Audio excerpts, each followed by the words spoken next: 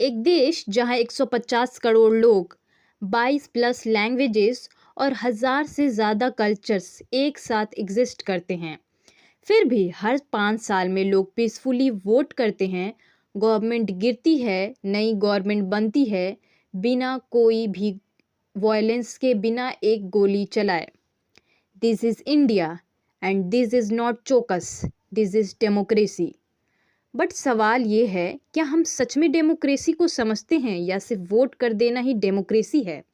आज इस वीडियो में हम इंडियन पॉलिटिकल सिस्टम को टेक्स्ट बुक से नहीं, जिंदगी के एग्जाम्पल से समझेंगे। सबसे पहले बात करते हैं, व्हाट इज डेमोक्रेसी। डेमोक्रेसी का मतलब क्या है? डेमोक्रेसी का मतलब सिर्फ पीपुल वोट नहीं होता।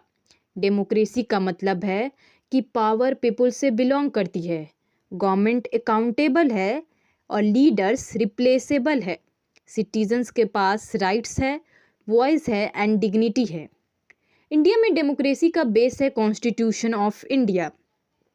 ये सिर्फ एक लॉ बुक नहीं है, ये एक प्रॉमिस है, ये एक सोशल कॉन्ट्रैक्ट है, ये एक शील्ड है कॉमन सिटीजन्स के लिए। एग्जाम्पल, अगर अगर कल गवर्नमेंट कोई अनफेयर लॉ ले आती है तो आप चुपचाप ना रहकर आप अपने लिए क्वेश्चन कर सकते हैं, प्रोटेस्ट कर सकते हैं और इस लॉ को कोर्ट में चैलेंज कर सकते हैं। That's democracy. अब बात करते हैं structure of Indian political system.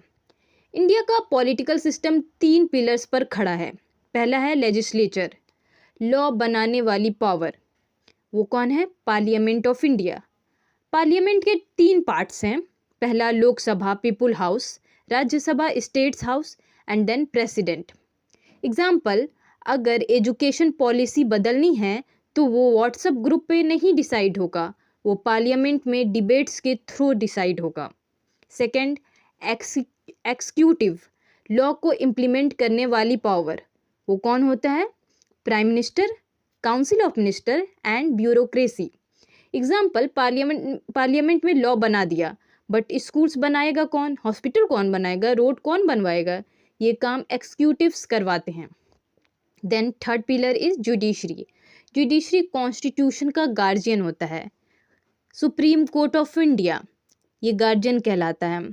Judiciary का काम होता है कॉन्स्टिट्यूशन प्रोटेक्ट करना, गवर्नमेंट को लिमिट में रखना और सिटीजन्स के राइट को बचा के रखना। एग्जाम्पल, अगर गवर्नमेंट आपकी फ्रीडम छीन ले तो लास्ट डोर कोर्ट होता है, पावर नहीं। इलेक्शंस डेमोक्रेसी को कैसे एक्शन में लाती है? इंडिया में इलेक्शन कंडक्ट कराता है इलेक्शन कमीशन ऑफ इंडिया। सोचिए, remote village, dense forest, border area, ये सब है इंडिया में और इसके बावजूद हर जगह बूथ कैसे पहुंचता है? लोग वोट हर चारों तरफ से, इंडिया के कोनों कोने से वोट कैसे करते हैं? इसका मतलब क्या है कि इंडिया का डेमोक्रेसी ऐसे सिस्टम लगाया गया है क्योंकि डेमोक्रेसी का मतलब होता है कि लास्ट पर्सन का वोट भी उतना ही पावरफुल है जितना प्राइम मिनिस्टर ऑफ इंडिया का है। तो ये कोई मैजिक नहीं है, ये इंस्टीट्यूशनल स्ट्रेंथ है। Decentralisation, power goes down not up. India सिर्फ दिल्ली से गवर्न नहीं होता। Panchayati Raj, village, block, district. Example, अगर आपके गांव में पानी की प्रॉब्लम है तो सॉल्यूशन पार्लियामेंट नहीं है, ग्राम पंचायत से शुरू होता है। कौन सॉल्यूशन, आप किसके पास कंप्लेन ले जाएंगे, कौन सबसे पहले सॉल्यूशन देगा? ग्राम पंचायत। डेमोक्रेसी तभी स्ट्रांग होती है जब पावर लोकल लेवल तक जाती है। अब बात करते हैं क्या क्या स्ट्रेंथ्स हैं और क्या क्या चैलेंजेस हैं इंडियन डेमोक्रेसी की। स्ट्रेंथ ये है कि फ्री रेगुलर इलेक्शन होता है, इंडिपेंडेंट जुडिशरी है, रिटन कॉन्स्टिट्यूशन है, पीसफुल ट्रांसफर ऑफ पावर है। चैलेंजेस क्या क्या हैं? Money and muscle power in election, हम आजकल हमेशा देखते हैं। मिस इन्फॉर्मेशन, फेक न्यूज़, गलत न्यूज़ जो हमें दिखाई जाती है मीडिया पे।